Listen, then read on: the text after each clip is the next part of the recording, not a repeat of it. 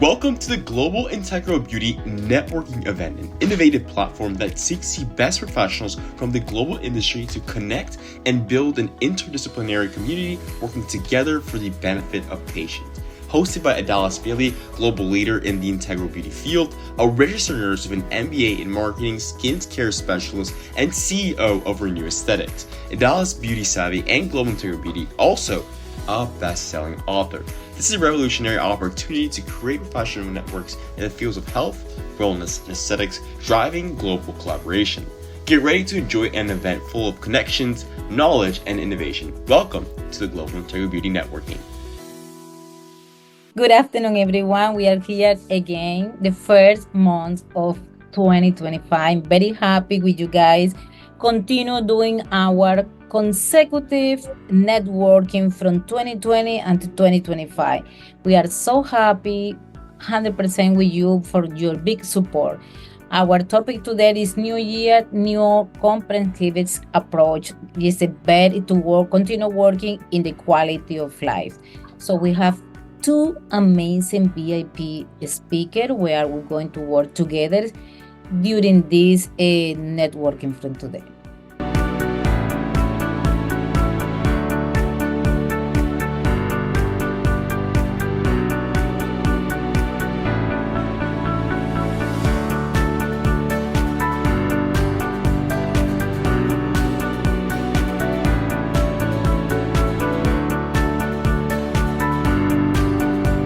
The first question is going to be for Katrina.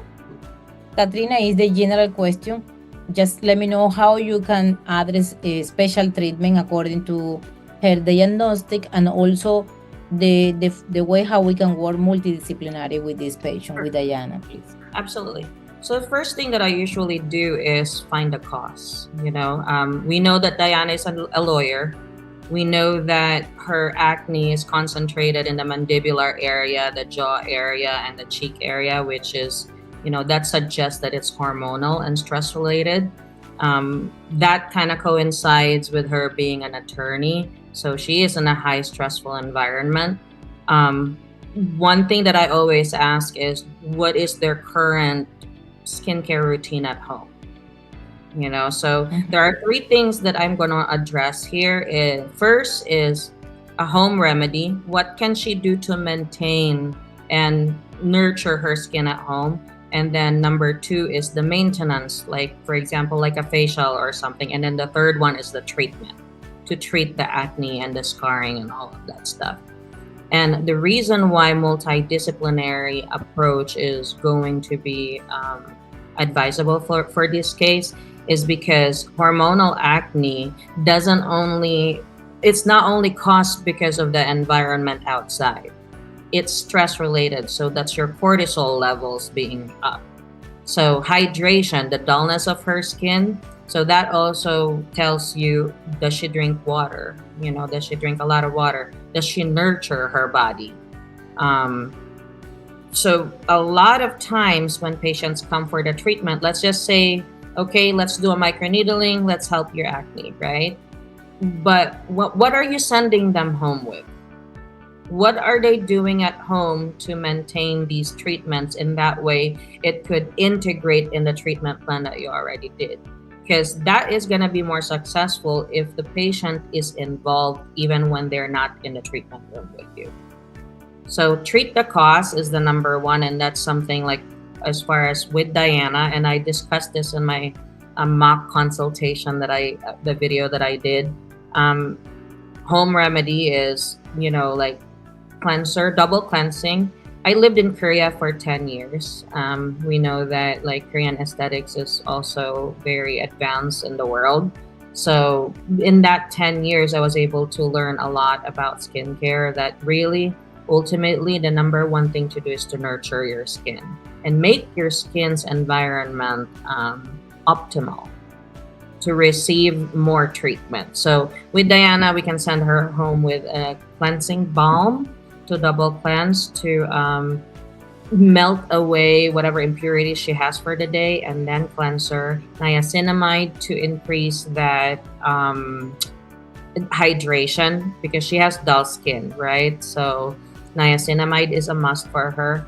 and also something that is active, salicylic acid, for her pores, and also like a good base moisturizer, and of course sunscreen. So I'm not sure if Diana has a routine, but I think starting her out on a routine at home, and that way she's more involved into being proactive about her skincare. And then next is you invite her for HydraFacial. I would recommend HydraFacial just because it's multidisciplinary approach too. Okay, HydraFacial cleanses, exfoliates, and it has that glycolic acid and salicylic acid peel included in their signature, which is the cheapest service that you could get with HydraFacial. So those four things, it's like a facial all in one. It's a good maintenance for her. And then the third one would be something that is more medical. You know, are we doing chemical peels maybe? Are we doing like microneedling or CO2 laser? Something that is much more medically intervened as opposed to just like a regular facial. So also Botox has their studies that Botox can minimize the sweating and the pore oil production around these areas. That's a different approach as well. But I think for the most part with Diana, we can kind of specify what's causing her hormonal acne, and knowing that she's an attorney, that's probably where it should start as well. So she needs to have a lot of stress management. So what I would do first of all is I want to find out her environment that she's in, because obviously she's under a lot of stress.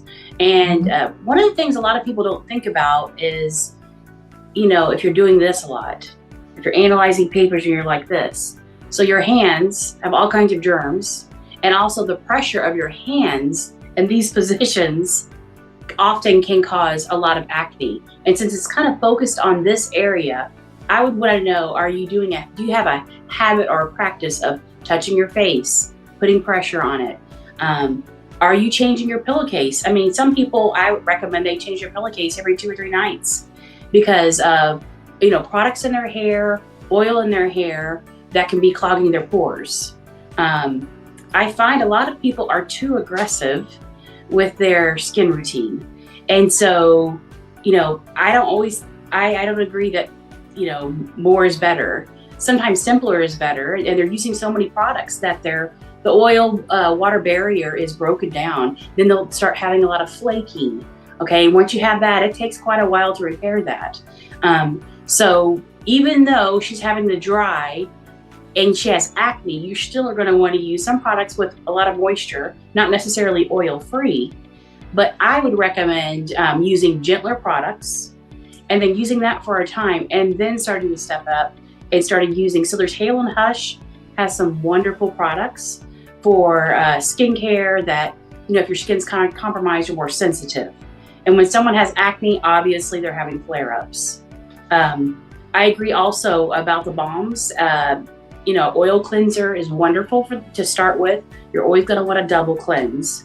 But just don't start too aggressive. Let's back off and see environmentally what's happening, you know, with the pillowcases and your pressure of your hands. Also, your diet, okay? Because a lot of people have food allergies and they don't know it. I know we said we don't know she has food allergies, but she very well may have a problem with that. So even talking to her about possibly looking at, you know, dairy or things that are kind of can cause a lot of flare-ups.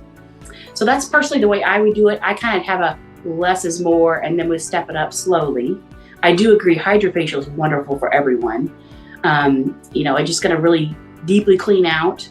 She might have to have some extractions. It just depends on basically why the flare-ups are happening. It could be hormonal, that's very true.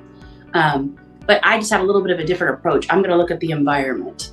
What are you doing that you may not realize is actually, you know, irritating your skin with your environment? Then we're going to talk about diet, and then also just gently coming in with products rather than doing too many things all at once. And then you really won't know what helped the skin, you know, if you use a lot all at once. What option with facial harmonization could be useful to treat active acne and improve the skin luminosity? So facial harmonization for me is literally your face being balanced. It involves contour, it involves skin texture, it involves laxity, and all of that good stuff. So so you have to understand what the patient is coming to you for. She is not particularly talking about contours or symmetry or the aesthetics of it, but it seems to me like the concentration is the acne. So especially for the first consultation, I try to be very in tune with what their concern is. So in this case, if she says, okay, what else can I do? Then we'll bring in, everything else, because what that tells me is this patient is ready to listen to what else is available to her. Most of my clients that come in for skincare, eventually they turn into a facial harmonization, but it's a step forward, little by little. It's not something that they'll come all at once. Have I had patients that come in and we treat with Botox in that area just to it depends, because what I would see is if they have hormonal acne or whatever is causing their acne, and you will see that the muscle pool in that general area is pretty strong, then you're going to critically think and say, okay, this pool, these muscle wrinkles are telling me that she is very hyperactive in that area. You know how we do Botox for the armpits because of hyperhidrosis? A lot of people actually have that around this area as well. So you're assessing the reason and then treating the cause. So for this patient, if she had other sweats, if she's sweating a lot in the area, then that Botox might be a viable option for her as well. It's amazing. I didn't know. Today I learning. That's why I love to invite experts. What recommendation do you have regarding to products of treatment that they are effective and safe for the skin type, especially considering the dark skin maybe can be a little bit more prone or post-inflammatory hyperpigmentation? Yes. Yeah, so you have to be very careful for post-inflammatory hyperpigmentation and actually even with when you're doing perimedical tattooing. But when you're doing skin treatments, if you're going to start doing microneedling, that type of thing. Personally, I love microchanneling. It's much more gentle.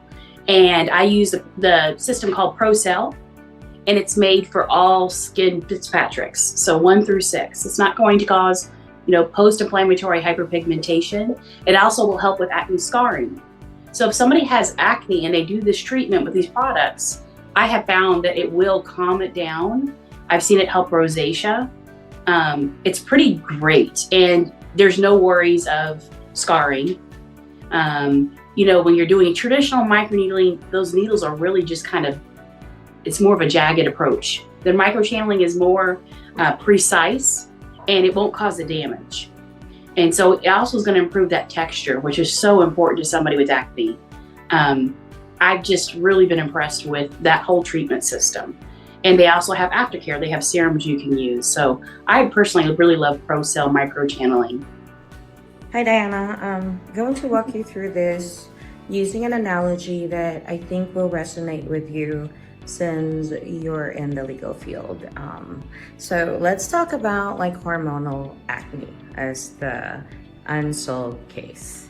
So hormonal acne is like having an unsolved case in your files, one that you can't seem to close. You've handled the facts, but no matter what you do, it keeps coming back. Your hormones, like a judge or a system of rulings, control the amount of oil your skin produces.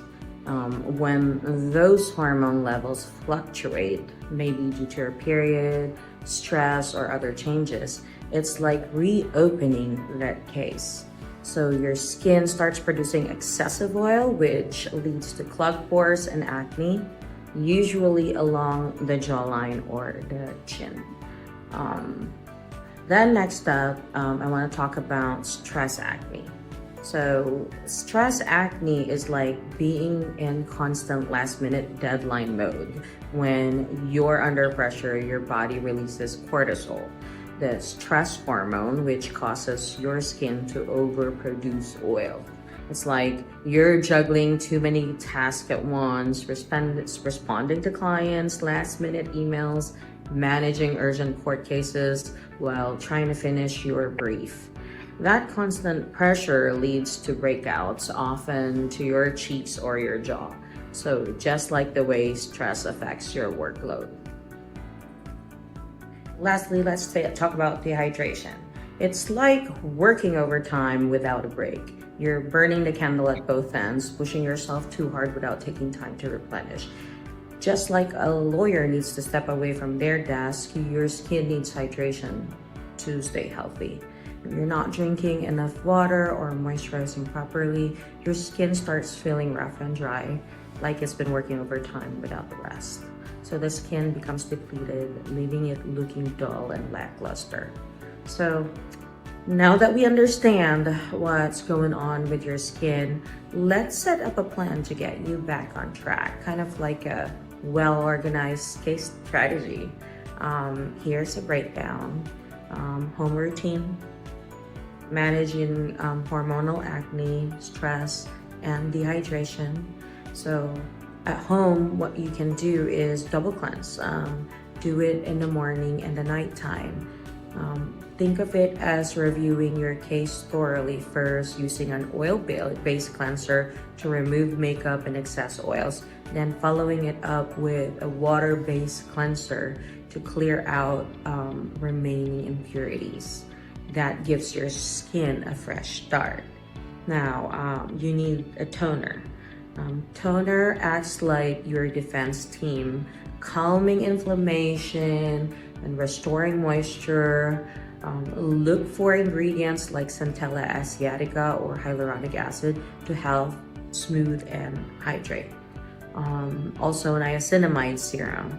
For the acne and dullness, niacinamide is the key. It's like a well-planned case strategy, balancing oil production, calming inflammation, and it brightens your skin. It will secondarily help fight acne and reduce those oil patches. Also, moisturizer. You'll need to moisturize with something rich in ceramides and peptides. This locks in the hydration and strengthens your skin's protective barrier, just like ensuring your case has a strong supportive evidence. Also, SPF. Let's not forget about sunscreen. This is like your skin's protective shield. So, just like you'd file legal documents to ensure they're protected from future harm, sunscreen prevents further damage from UV rays, which could worsen pigmentation and the signs of aging. So that's the home routine. Next is what can you do as maintenance? All of these, I think I've compartmentalized it to hydrofacial.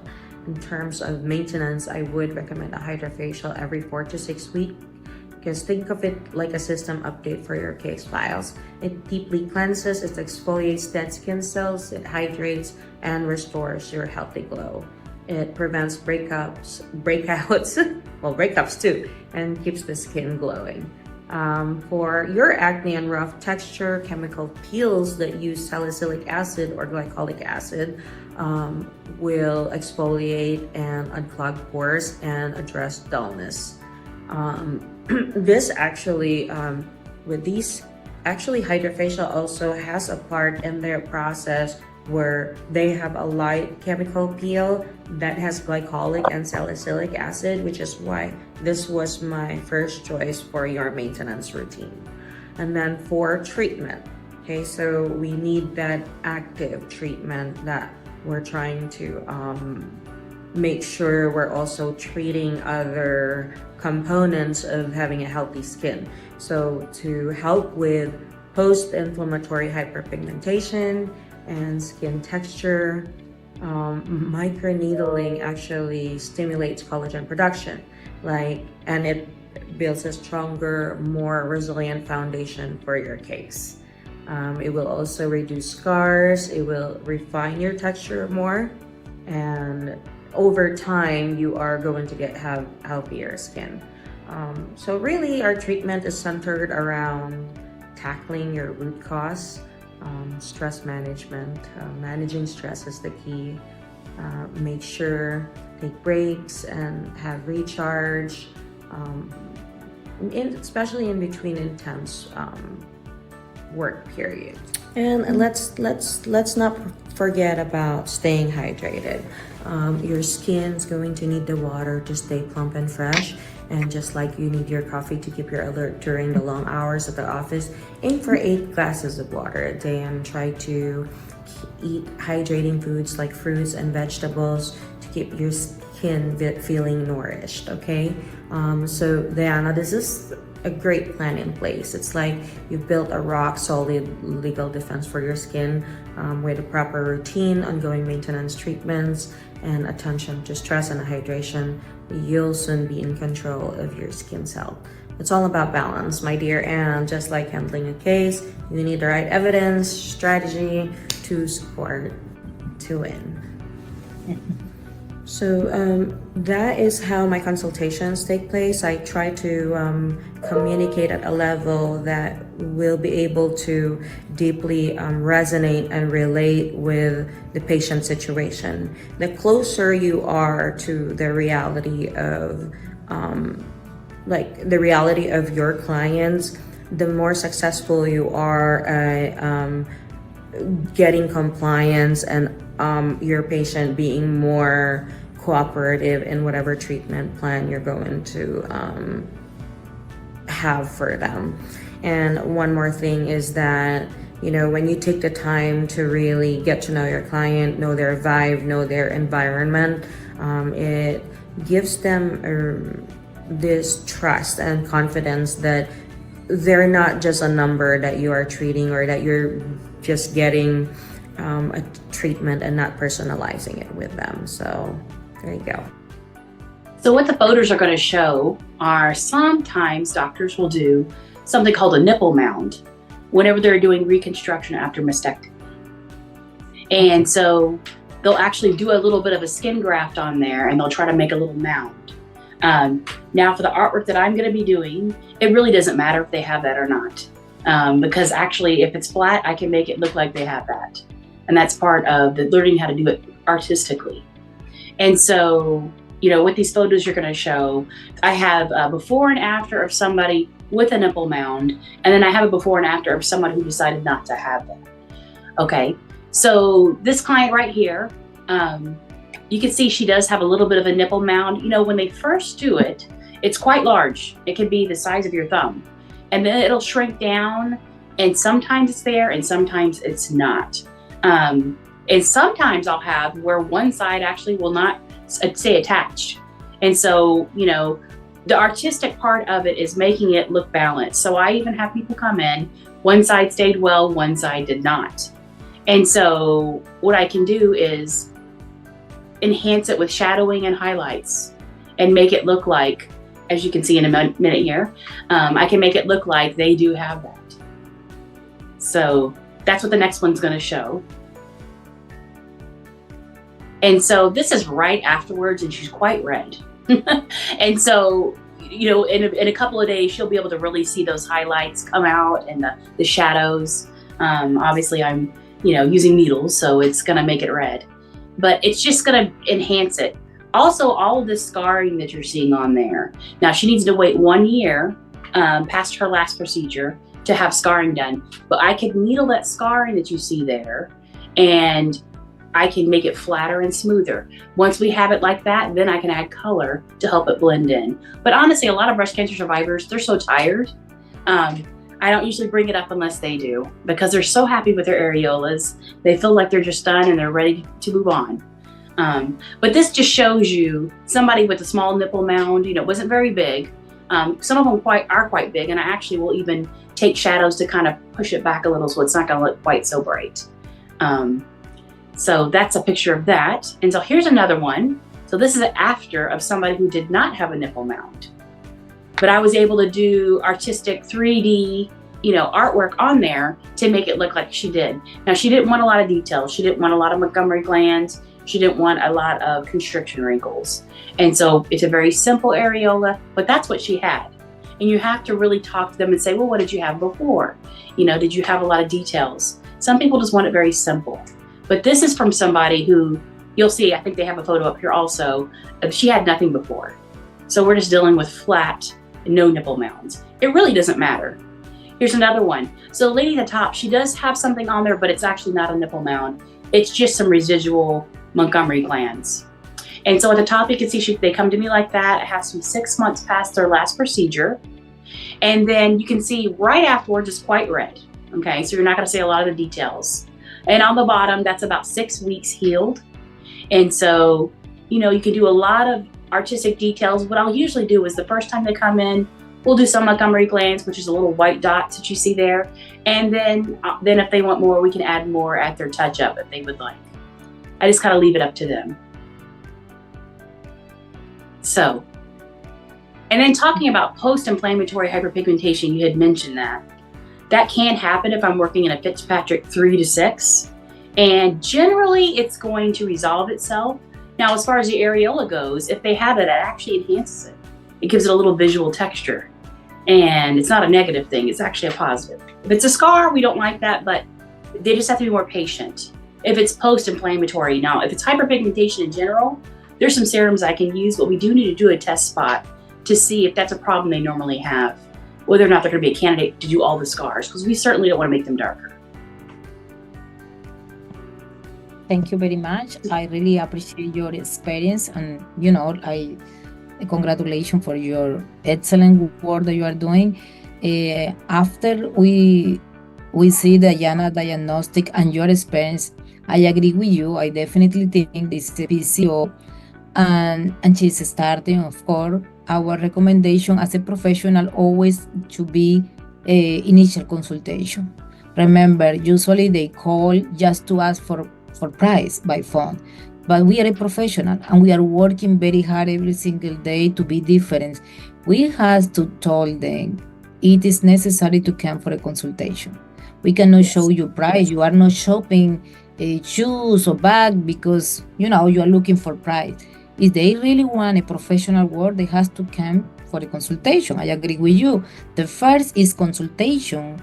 After when they come in for a consultation, we, as a professional, if we have experience, we have to be honest. We have to give them the real expectation. If we don't have experience with this kind of diagnostic, we have to be honest. And I don't work with this diagnostic. I can refer you someone. That's the best way. So that's why I'm very happy with you, because you have all the information, you have the experience, but also you have different options to offer them. First, of course, the concern, it was the acne, but as Karen have different options to offer. So that's the idea. When they come in, our patient, they come in for a professional, and the professionals usually have experience. They always want to come, and for sure they come in for whole the life, because you have all the opportunity, especially like KG, they have a aesthetic oncology. This is very specific, but today a statistic is very high, the cancer survive. So I think that is a new opportunity for us as a professional to have to put in our menu. Of course, we have to be 100% responsible and be training before to offer this. Congratulations for this information. We are in the right path. We have to continue working together. That's the most important in this moment. That's right. I would like to hear just, we almost finished in a couple minutes too. I would like to hear the testimonial. Let me see, 1 second, please. I would like to hear the testimonial first before to start. Katrina, how was the experience today in this network? I think it's really great, because sometimes as practitioners, we get so confined in our expertise. So hearing other perspective, now I can be confident in saying, you know what, there is another option.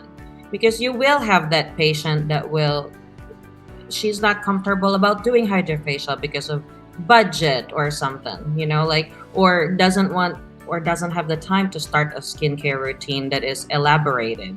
So like KJ was talking about, sometimes simple is better, simple is more. And then you build that trust, and then that's when you actually gain a relationship rather than just a one-time patient.